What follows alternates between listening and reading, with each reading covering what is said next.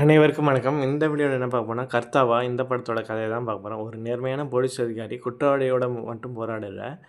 இந்த சட்டம், சிஸ்டம், பொய்கள் மற்றும் சில நேரங்கள்ல தன் சொந்த ஆட்களோடயே போராட வேண்டியிருக்கு. ஏன்னா யூனிஃபார்ம் அணிவது ஈஸி. ஆனா எந்த சூழ்நிலையும் உண்மையான பக்கம் நிற்பது தான் ரொம்ப கஷ்டம். நாலாபுறமும் அழுத்தம் வரும்போது இந்த சிஸ்டம் உண்மையே நசுக்கி நினைக்கும்போது தான் சொந்தங்கள்ல உயிர் ஆபத்தில் இருக்கும்போது ஒரு நேர்மையான மனிதன் என்ன செய்வான்? தன் குடும்பத்தை காப்பாற்ற அவன் அமைதியான விடுவானா? இல்ல அனைத்து இடத்தையும் பணைய வச்சு தான் கடமையை செய்வானா? ஏன்னா சில போர்கள் துப்பாக்கி குண்டுகளால மனசாட்சியே வெல்லப் போகுது. ஆமாங்க, இன்னைக்கு வீடியோல கர்த்தாவியா திரைப்படத்தோட கதைய பத்தி தான் பார்க்க போறோம். இந்த முழு கதையும் இதில பார்க்க போறோம். வீடியோ பிடிச்சிருந்தா லைக் பண்ணுங்க. சேனல் சப்ஸ்கிரைப் செய்ய மறக்காதீங்க. திரைப்படத்த கதை ஹரியானாவுல உள்ள ஜமுனிங்கிற ஒரு கற்பனை நகரத்தில ஆரம்பிக்குது. அங்கு சட்டம் என்ற பெயரை தொட்டாலே மக்களின் நினைவுக்கு வரும் ஒரே முகம் எஸ்ஹெச்ஓ பவன் தான். பவன் ஒரு சாதாரண போலீஸ் அதிகாரி அல்ல. இன்று வரை யூனிஃபார்மை வெறும் வேலைக்காக கருதாம, தன் கடமையே கருத்தும் கண்டும் கடமை, கண்ணியம், கட்டுப்பாடுன்னு சொல்லி ஒரு நேர்மையான போலீஸ் அதிகாரியா அவர் இருக்காரு. இன்றைக்கி அவருக்கு ஒரு சிறப்பான நாள். ஏன்னா அவருக்கு பிறந்த நாள். இதன் காரணமாக ஒட்டுமொத்த போலீஸ் ஸ்டாஃபும் எல்லோரும் அவங்களோட இருந்தாங்க. போலீஸ் ஸ்டேஷனு சூழலே ஒரு முன்னுக்கு சிரிப்பொழி மாறா சிரிப்பொழியா கேட்டுட்ருந்து. இதனிடையே பவனோட மிக நெருங்கிய ச தோஸ்தான அசோக்கும் அவனுக்கு வெள்ளை நிற ஒயிட் ஷூஸ் பரிசா குடுக்குறாரு. ஏன்னா பவனுக்கு ஒயிட் ஷூ போடுறது ரொம்ப பிடிக்கும். கடுமையா முகத்திற்கு பின்னால் பவனுக்கு ஒரு சாதாரண மனிதன் என்பதை அசோக் நன்றாக புரியும். ஆனா அன்றைய விதி பவனுக்கு வேறு ஒண்ணு எழுதி வச்சிருந்தது. உண்மையிலே ஒட்டுமொத்த போலீஸ் ஸ்டாஃப்பும் ரயில்வே ஸ்டேஷனுக்கு பிறந்தநாள் கொண்டாட மட்டும் வரல. அவங்க ரீமா தத்தாங்கிற ஒரு நேஷ்னல் ஜேர்னலிஸ்ட்டை வரவேற்கிறதுக்கும், அவங்கள பாதுகாப்பு அளிக்கிறதுக்காகவும் வந்திருக்காங்க. இருந்தாலும் ஒரு பத்திரிகையாளருக்கு ஏன் இவ்வளோ பாதுகாப்பு தேவைப்படுதுன்னு சொல்லி யாருமே புரியலை. ரீமா ஏதோ ஒரு பெரிய ரகசியத்தை அம்பலப்படுத்த போகிறாங்கன்னா, அது சில சக்தி வாய்ந்த மனிதர்கள் பயப்படுறாங்கன்னு உண்மை ஏதோ அவர்கிட்ட உள்ளது அதனால தான் இந்த பாதுகாப்பு. சில நேரத்துக்கு பிறகு ரீமா தத்தா ரயில் நிலையத்துக்கு வெளியே வராங்க. போலீஸ் அவங்கள பாதுகாப்பு வளையத்தில் அழைத்து கொண்டு அங்கேருந்து புறப்படுறாங்க. ரீமா ஒரு தனி காரில் அமர்ந்திருக்காங்க. பவனும் மற்ற போலீஸும் மற்றொரு காரில் பின்னாடியே போயிட்டுருக்காங்க. எல்லாமே சாதாரணமாக தான் போயிட்டுருக்கு. சாலையில் எல்லாம் அமைதியாக இருக்குது. அடுத்த சில நொடியில் ஒட்டுமொத்த நகரமே அதிர போகுதுன்னு யாருக்குமே தெரியல. திடீர்னு 2 பைக்கில் அந்த ஆளுங்க அங்கே வந்தாங்க. அங்கே கைங்களில் துப்பாக்கி இருந்தது. எந்த ஒரு வார்னிங்கும் இல்லாமல் ரீமா தத்தாவோட காரை பார்த்து சரமாரியாக சுட்டுக்கிட்டே இருந்தாங்க. ஷூட்டிங் பண்ணிக்கிட்டே இருந்தாங்க. நாலாபுறமும் கூச்சமும் குழப்பமும் இருந்தது. மக்கள் உயிரை காப்பாத்துறதுக்காக அங்கேயும் இங்கேயும் ஓடுனாங்க. கண் இமைக்கும் நேரத்துல ரீமா தத்தா அங்கேயே இறந்துட்டாங்க. ஆனா விஷயம் இதோட முடியலை. இந்த தாக்குதலோட பவனோட குழுவை சேர்ந்து ஒரு போலீஸ்காரர் கொல்லப்படுறாரு. அசோக்கும் காயப்படுறாங்க. ஆனால் பவன் சும்மா இருக்கும் ஆள் இல்லை. உடனடியாக பதில் தாக்குதல் நடத்துகிறான். அந்த மோதலை இருவரில் ஒருத்தன் சம்பவ இடத்துலேயே சுட்டுக் கொல்லப்படுறான். இன்னொருத்தன் அங்கே இருட்டாக இருக்கறனால அதை பயன்படுத்தி அங்கேருந்து தப்பிச்சு போயிடுறான். இப்போ ரீமா தத்தா கொலை செஞ்சுட்டாங்க. இந்த செய்தி ஒட்டுமொத்த நகரத்தையும் ஒழிக்குது. ஏன்னா இது ஒரு சாதாரண கொலை இல்லை. ஒரு நேஷ்னல் ஜேர்னலிஸ்ட் வராரு. அது போலீஸ் செக்யூரிட்டி ஃபெயிலியர்னால அவங்க பட்ட பகலில் கொல்லப்பட்டிருக்காங்க.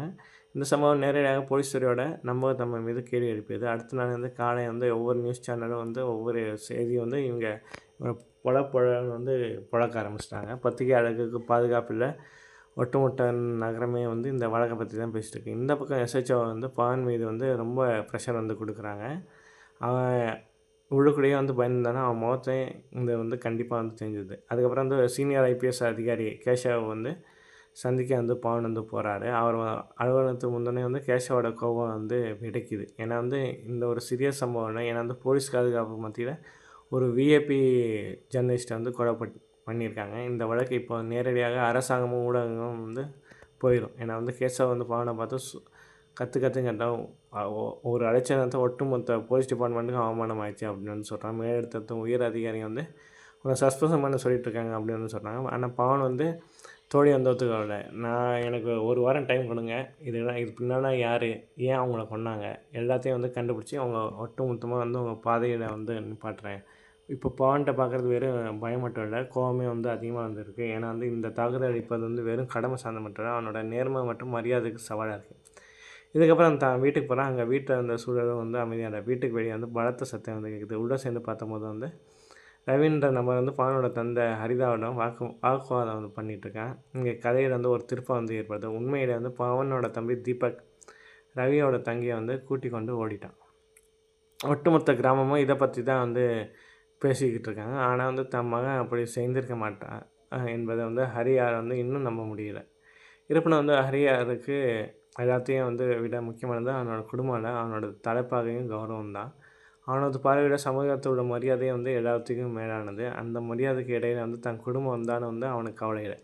எனவே அவன் கோவத்தை வந்து ரவியிட வந்து தீபக் நிஜமாகவே உன் தங்கையை கூட்டிகிட்டு போய் வேண்டியிருந்தா அவனுக்கு கண்டிப்பாக வந்து அதற்கு தண்டனை வந்து கிடைக்கும்னு சொல்லி கூறிடுறான். ஹரியானு பேச்சு வந்து அவன் உறவுகளை விட சமூகத்தோட பார்வைக்கு வந்து முக்கியம் கொடுக்குறான்னு சொல்லி ஒரு வந்து தெரியுது. இதுக்கப்புறம் பாவம் வந்து தன் மகனை வந்து சந்திக்கிறான். இங்கே கதை வந்து கொஞ்சம் உணர்வு சமமானது. ஏன்னா வந்து அவனோட மகனும் அவனுக்கு வந்து வெள்ளைக்காரனை வந்து பரிசாக வந்து கொடுக்குறான். அப்புறம் வந்து வெளி உலகில் வந்து துப்பாக்கி சூடு, சாதி, ரத்த களரி நடந்துகிட்ருக்கு. மறுபுறம் வந்து பாவனோட குடும்பம் இன்னும் அவனோட சிறிய சிறிய மகிழ்ச்சி மூலம் இணைஞ்சிட்ருக்காங்க. ஆனால் பாவனோட மனதில் இந்த நேரத்தில் ஒரே ஒரு கேள்வி தான் ஓடிட்டுருக்கு. தீபக் எங்கே இருக்கான்? ஏன்னா ஏதோ செய்ய விடாமல் கிராம மக்கள் கோவத்தை தீபக்குக்கு என்ன வேணுனாலும் செய்வாங்க என்பதை பாவம் நன்றாக வந்து அறிவான். எனவே வந்து அவன் நேரடியாக தீபக்கோட மிக நெருங்கிய ஃப்ரெண்டை வந்து பார்க்க போகிறான். ஆரம்பத்தில் அந்த பையன் சாதாரணமாக இருக்க முயற்சி பண்ணுறான். ஆனால் அந்த பாவன் ஒரு அனுபவம் வாய்ந்த போலீஸ் அதிகாரி, மனிதனோட முகத்தை பிடிக்க தெரிஞ்சவன். பாவம் அவனோட நேரடியாக கேள்வி கேட்காம வந்து சுற்றி வளைச்சு பேசுகிறான். இதெல்லாம் அவனோட நண்பர் வந்து பயப்பட தொடங்கிறான். சிறிது நேரத்தில் தீபக் நிஜமாகவே அந்த பெண்ணை கூட்டி தான் ஓடியிருக்கானா என்பதை பாவன் புரிஞ்சுக்கிறான். ஏன்னா வந்து அவனோட நண்பன் வந்து தொடர்ந்து பதட்டமாக இருக்கான். அவனோட கண்கள்லையும் வந்து பயம் தெரியுது. இதுக்கப்புறம் வந்து கதையில் வந்து ஜெர்மனி நகரத்தில் மிகப்பெரிய மற்றும் செல்வாக்கு மிகுந்த பாபா ஆனந்த் ஸ்ரீயை வந்து காட்டுறாங்க. ஜெர்மனியில் ஆனந்த் ஸ்ரீ வெறும் பாபா மட்டும் இல்லை, மக்கள் வந்து அவரை கடவுள் வடிவமாக வந்து பார்க்குறாங்க. அவரோட ஆஸ்பத்திரிக்கு ஒவ்வொரு நாளும் வந்து ஆயிரக்கணக்கான மக்கள் வந்து வராங்க. சிலர் வந்து சிகிச்சை பெற, சிலர் வந்து துயரங்கள் கூற, சிலர் வந்து ஆசீர்வாதம் பெற. நகரத்தில் பெரிய அரசியல்வாதிகள் முதல் பெரிய தொழிலதிபர் வரை அனைவரும் வந்து அவர் முன்னால் வந்து தலை வணங்குறாங்க. ஆனந்த் ஸ்ரீ யாரை பற்றியாவது ஒரு வார்த்தை கூறினா கூட மக்கள் கண்களை மூடிக்கொண்டு அதை நம்பி விடுவார்கள். ஆனால் வந்து முன்னுவதெல்லாம் பொண்ணு இல்லை. ஆனந்த் ஸ்ரீ வெளியில் எவ்வளோ துறவியாக நேர்மையாக காணப்பட்டாலும் உண்மையிலே வந்து அவர் அப்படிப்பட்டவர் இல்லை. அவர் வந்து வெள்ளை ஆடைக்குள்ள பின்னால் ஒரு மிகப்பெரிய இருண்ட உண்மை வந்து இருக்குது. உண்மையிலே ஆனந்த் ஸ்ரீ வந்து தன் ஆசீர்வாதத்தை பல மைனர் குழந்தை வந்து வச்சுருக்காங்க. ஆனால் வந்து அந்த ஆசிரமம் ஒரு புனிதமான இடமில்ல, மாறாக அந்த அப்பாவி குழந்தைங்களுக்கு ஒரு சிறைச்சாலையாக மாறிடுச்சு. அந்த ஆனந்த் ஸ்ரீ அந்த குழந்தைங்களும் தவறாக நடந்துக்கிறாரு. அவங்களை கொடூரமாக அடிக்கிறார். மேலும் வந்து மிரட்டி தனக்கு தேவையான அனைத்து வேலைகளையும் வந்து செய்ய வைக்கிறார். அந்த குழந்தைங்களுக்கு குரலும் இல்லை, ஆதரவும் இல்லை.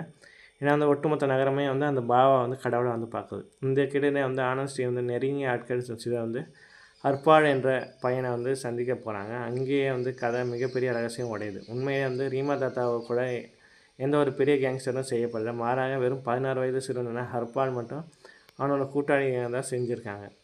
இப்போ சிறிய வயசில் இவ்வளோ பெரிய குற்றம் என்பது மிக ஆபத்தான விஷயம். ஆனால் ஆனந்த் ஸ்ரீ நிர்மல் ஹர்பாலிடம் வந்து பாபா உனக்காக ஏதோ அனுப்பிச்சிருக்கான்னு வந்து கூறுவார். ஆனால் ஹர்பால் அதற்குள்ளே வந்து அனைத்தையும் புரிஞ்சு கொண்டான். தான் எந்த வேலைக்காக பயன்படுத்தினானோ இப்போ அந்த அதே ஆளுக்கை தானே நிரந்தரமாக தீர்த்து கட்ட நினைக்கிறாங்க என்பதை வந்து அவன் உணர்றான். ஹர்பாலோட முகத்தை வந்து பயம் தெளிவாக வந்து தெரியுது. உடனே அவன் வேகமாக வந்து தன் அறைக்கு ஓடி துப்பாக்கி எடுத்து எதையும் யோசிக்காமல் வந்து நிர்மல் மட்டும் அவனோட ஆக்கள் மீது வந்து சுட தொடங்கினான். ஒட்டுமொத்த இடமும் வந்து துப்பாக்கி சத்தத்தால் அதிருது. இந்த குழப்பத்தில் பயன்படுத்தி வந்து ஹர்பால் அங்கேருந்து தன் உயிரை காப்பாற்ற கொண்டு தப்பி ஓடுவதை வந்து வெற்றி பெறுறான். இதுக்கப்புறம் கையில் குண்டு அடிப்பட்டு மருத்துவமனையில் இருக்கும் அசோகை வந்து நம்ம பார்க்குறோம். பவன் வந்து சகா வந்து பார்க்க அங்கே வரான். பவன் தன் நண்பனை வந்து அப்படி விட்டு விடுவான் இல்லை. அதனால் வந்து அவன் அசோக்கை நன்றாக கவனித்து கொள்கிறான். மேலும் வந்து தான் சஸ்பெண்ட் செய்யப்பட்டு இருக்கும் விஷயத்தை வந்து அசோக்கிடம் கூறி ஏதாவது செய்ய தான் வேணும், இல்லைனா வந்து சஸ்பெண்ட் ஆகிடுவேன்னு வந்து சொல்கிறான். இதற்கிடையே வந்து பவனோட தந்தை ஹரியான் பஞ்சாயத்து தலைவரை சந்திக்க போகிறான். அங்கே பல மக்கள் இருக்கிறாங்க. சர்பஞ்ச் வந்து கூட இதுக்கு முன்பும் இது போன்ற பல முறை நடந்திருக்கு. ஆனால் எப்போல்லாம் ஆணும் பொண்ணும் பிடிபடுகிறாங்களோ அப்போதெல்லாம் வந்து அவங்க கொலை தான் செய்யப்படுறாங்க. எனவே வந்து நம்ம யோசிக்க தான் அடி எடுத்து வைக்கணும். ஆனால் அந்த ஹரியார் அப்படி நடந்திருந்தால் என் பிள்ளைகளுக்கும் அதே தான் நடக்கும். ஏன்னா வந்து விரலில் கேன்சர் வந்தால் விரலை வெட்டி தான் ஆகணும் அப்படின்னு வந்து சொல்கிறான். அடுத்த நாள் வந்து சில நிருபர்கள் வந்து பவனிடம் வந்து ரீமா தத்தாவை பற்றி பேசுகிறாங்க. உண்மையிலே வந்து ரீமா ஜெர்மனி இருக்கும் ஆனந்த் ஸ்ரீயை அம்பலப்படுத்த தான் வந்திருக்காருன்னு தகவல் வந்து கூறுறாங்க. அவரிடம் வந்து அந்த தகவலை இருந்தது. ஆனந்த் ஸ்ரீயை பற்றி அவருக்கு என்ன தெரியும் என்பது நமக்கு தெரியாது. ஆனால் வந்து அவங்க ஆனந்த் ஸ்ரீயோட இங்கே வந்திருக்காங்க. இதை கேட்ட பவன் வந்து அதிர்ச்சிடுறான். ஏன்னா வந்து இங்கே எல்லாத்துக்கும் பின்னால் வந்து ஆனந்த் ஸ்ரீ கை தான் இருக்கும் என்பது வந்து அவனுக்கு புரிஞ்சிருச்சு. மறுபுறம் வந்து ஹரிபால் வந்து ஆனந்த் ஸ்ரீயோட ஆட்களிலிருந்து தப்பி ஓடிட்டுருக்கான். அவன் பல இடங்களில் வந்து ஒழிஞ்சு கொள்கிறான். அங்கே அவன் வந்து தன் பெற்றோரை நினைத்து மிகவும் வந்து வருத்தப்படுறான். ஏன்னா வந்து அவன் தன் குடும்பத்தை விட்டு வெகு தூரம் வந்து விட்டான். அடுத்த காட்சியில் வந்து பவன் தன் மனைவி வர்ஷாவோட வந்து அமர்ந்திருக்கும் போது தீபக்கும் பிரீத்தியும் ஓடிவிட்ட விஷயம் தனக்கு ஏற்கனவே தெரியும் என்றும் அவங்க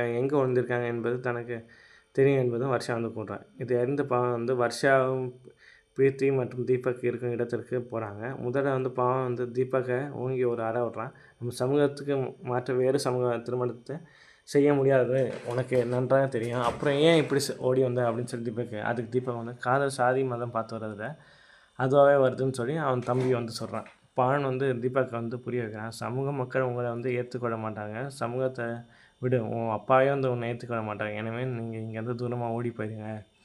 ஆனால் வந்து தீபக்கும் பிரீத்தியும் இருக்க இடம் அவளை பாதுகாப்பாக இல்லை. அடுத்த நாள் வந்து அசோக் மீண்டும் வந்து பணிக்கு திரும்புகிறான். அவன் பவனிடம் வந்து ஒரு சிசிடிவி காட்சியில் வந்து அந்த பைக்கை பற்றிய தகவல் வந்து கிடச்சிருக்குன்னு சொல்கிறான். அவங்க அந்த பைக்கை பற்றி விசாரித்த போது அந்த உரிமையாளரை வந்து கண்டுபிடிக்கிறாங்க. ஆனால் அந்த நம்பரை அந்த பைக் வந்து ஏற்கனவே திருடி போச்சு, ஒரு வாரத்துக்கு முன்னாடி தான் வந்து நான் கம்பெனி கொடுத்துருக்கேன்னு வந்து சொல்கிறான். இதனால் வந்து அந்த மனிதரை வந்து இது சம்மந்தப்படுதுன்னு சொல்லி இது பவனுக்கு வந்து தெரிய வருது. ஆனால் இந்த இடத்துக்கும் பின்னால் ஆனஸ்டி இருக்கான்னு சொல்லி சந்தேகம் பவனுக்கு வழுக்குது. பவன் ஆனஸ்டியோட ஆசிரமத்துக்கு செல்ல முடிவு செய்கிறான். அசோக் மிகவும் வந்து பயந்துருக்கான். ஆனால் வந்து பவன் தைரியமாக ஆசிரமத்துக்குள்ள நுழைகிறான். ஆனஸ்டி மிகவும் வந்து ஆபத்தான மனிதன். அவன் முன்னாள் அசோக் பேசவே வந்து முடியல. ஆனால் வந்து பவன் அவரிடம் வந்து பல கேள்விகளை வந்து எழுப்புறான். ஆனஸ்டி எந்த பதிலையும் நேரடியாக கூறியோட மாறா வந்து தான் எவ்வளோ சக்தி வாய்ந்தவன், தான் எதையும் மறைக்க வேண்டும் என்பதை வந்து தனக்கு அதிக முயற்சி தேவைப்படாது என்பதை வந்து பவனுக்கு வந்து உணர்த்துறான். இதற்கிடையே வந்து பஞ்சாயத்து முன்னால் வந்து ரவி வந்து வந்தால் ரவி ஹரியிடம் வந்து உன் மகனை நாங்கள் வந்து கொன்னே தீருவோம், ஏன்னா வந்து இதற்கு முன்னே ஓடி போனவங்களை வந்து இந்த தண்டனை தான் கிடைச்சிருக்கு, அதுக்கு ஹரி அனைவருக்கும் இதே தண்டனை என்றால் என் மகனுக்கும் இதே தண்டனை தான் கிடைக்க வேணும்னு வந்து சொல்கிறான். அடுத்த கட்சி வந்து ஐபிஎஸ் கேஸை வந்து அசோக் மற்றும் பவன் வந்து கடுமையாக வந்து திட்டுறான். ஏன்னா வந்து அவனுக்கு படைவிட வந்து அவங்க வந்து ஆனஸ்டி வீட்டுக்கு சென்றிருக்கக்கூடாது.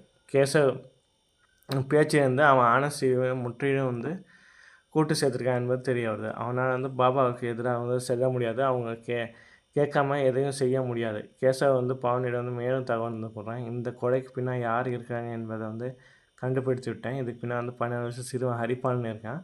ஒரு சிறிய சிறுவன் எப்படிலாம் வந்து செய்ய முடியும்னு பவன் வந்து வியப்படுறான்.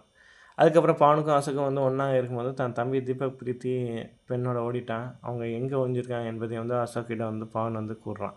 ஆனால் அந்த இடம் பாதுகாப்பானது இடம் என்பதை வந்து அசோக் வந்து எனக்கு ஒரு இடம் இருக்குது, அங்கே தீபக்கும் பிரீத்தியும் பாதுகாப்பாக இருப்பாங்கன்னு சொல்லி சொல்கிறான். வீட்டில் ஹரிஹரி குடும்பத்தில் வந்து தீபக்கோட அறையில் வந்து உள்ள பொருட்களை உடைத்து கொண்டுட்ருக்கான். தீபக் பெண்ணை வந்து கூட்டிக் கொண்டு ஓடியதற்கு ஏதோ ஆதாரம் கிடைக்கிறதான்னு சொல்லி தேடுறான்.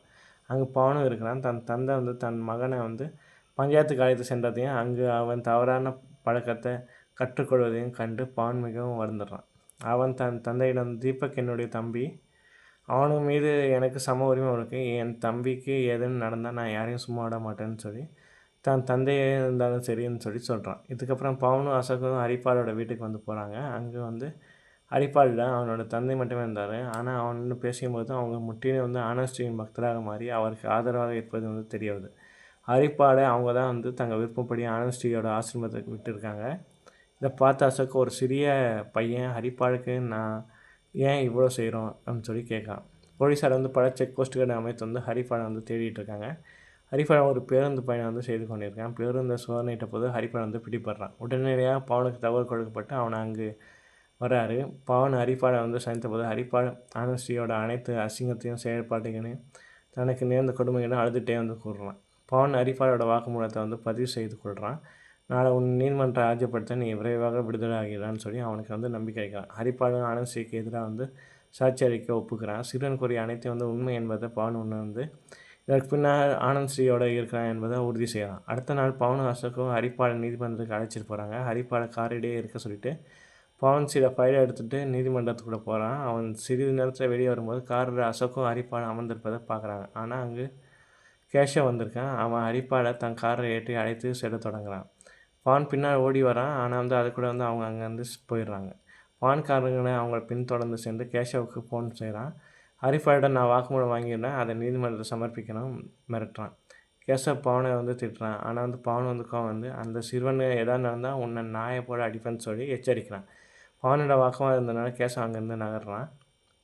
இங்கே பவனுக்கு ஒரு விஷயம் புரியுது. இந்த வாக்குவாதத்தை நீதிமன்றத்தை சமர்ப்பித்தால் தான் ஹரிபாலுக்கு சிறைக்கு செல்ல நேரிடும், மேலும் சிஸ்டமும் வந்து மாறாது. அவனுக்கு கேசவிற்கும் எதிராக செல்ல விருப்பம் இல்லை.